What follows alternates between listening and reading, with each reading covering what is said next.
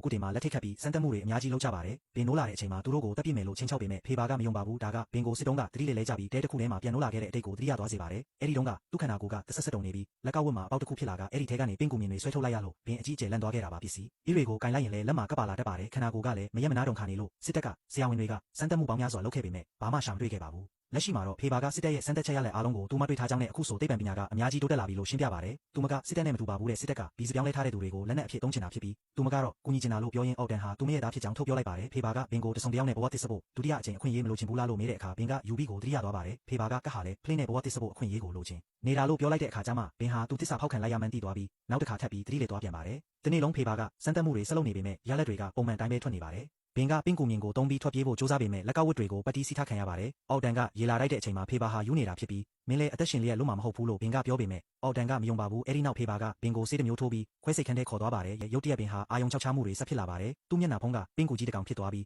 စစ်တပ်ကဆရာဝန်တွေကသူ့ဘေးမှာပေါ်လာကြပါတယ်။သူတို့ကဘင်ကိုခွဲစိတ်လိုက်တဲ့အခါခန္ဓာကိုယ်ထဲကနေပင်ကူလေးတွေအများကြီးထွက်လာပါတယ်ပင်ကူလူသားကပြားကသူ့ကိုထက်ကိုက်လို့ဘင်ပြင်းပြင်း UB ကိုသွားတွေ့ပေမဲ့ UB ကပင်ကူကြီးအဖြစ်ပြောင်းလဲပြီးသူ့ကိုလောင်ပြောင်နေခဲ့ပါတယ်ဘင်ဟာပင်ကူလေးတစ်ကောင်လိုတင်းငယ်သွားပြီးပြဿနာအားလုံးကိုရှောင်ပြီးပြေးနေရင်ကနေနောက်ဆုံးမှာတော့ရင်ဘတ်မှာခွဲစိတ်တန်ရာတစ်ခုနဲ့အတူအခန်းထဲမှာပြန်နိုးလာပါတယ်နမူနာအစ်စ်တွေကြောင့်ဖေဘာရဲ့သူတေသနကတိုးတက်မှုတချို့ရှိလာချိန်မှာဘင်ကတော့လက်ကိုလှုပ်ရှားပြီးပတ်တီးကိုဖယ်နိုင်ဖို့စူးစမ်းနေပါတယ်အခုဆိုသူပင်ကူမြင်ပြီးလက်ထိတ်တော့ကိုလက်ယူနိုင်သွားပါပြီတခွဲခန်းထဲမှာဖေဘာကစေးရည်တစ်မျိုးပေါ်ဆက်ပြီးအော်တန်ကိုထိုးပေးလိုက်တဲ့အခါအော်တန်ရဲ့ခန္ဓာကိုယ်ကတုန်ခါသွားပြီးသူတကယ်ရှိရမယ့်အသက်အရွယ်အတိုင်းပြန်ပြောင်းလဲသွားပါတော့တယ်အောင်ပွဲခံပြီးနောက်မှာအော်တန်ကဘင်ကိုပါကုသပေးခြင်းပေမဲ့ဖေဘာကတော့ဘင်ကသူတို့ကိုထောင်ထဲပို့လိုက်မယ်ဆိုပြီးညင်းပါတယ်သူမကဘင်ကိုတက်ပစ်ပြီးတားဖြစ်သူနဲ့အတူထွက်ပြေးချင်နေတာပါအော်တန်ကသူမရဲ့တင်နက်ကိုယူပြီးအဲ့ဒီအလုပ်ကိုသူကိုယ်တိုင်ပဲလုပ်မယ်လို့ပြောလိုက်ပါတယ်အိတ်ခန်းထဲမှာတော့ဘင်ဟာမူးဝင်နေပြီးလှုပ်ရှားရခက်နေလို့ပင်ကူမြင်တွေကိုအားပြုပြီးသွားလာနေရပါတယ်သူစင်ကြံလန်းကိုရောက်တဲ့အချိန်မှာအော်တန်နဲ့တိုးပါတော့တယ်အော်တန်ကတင်းနဲ့ချိန်ပြီးသဘောတူညီချက်တစ်ခုကမ်းလှမ်းပါတယ်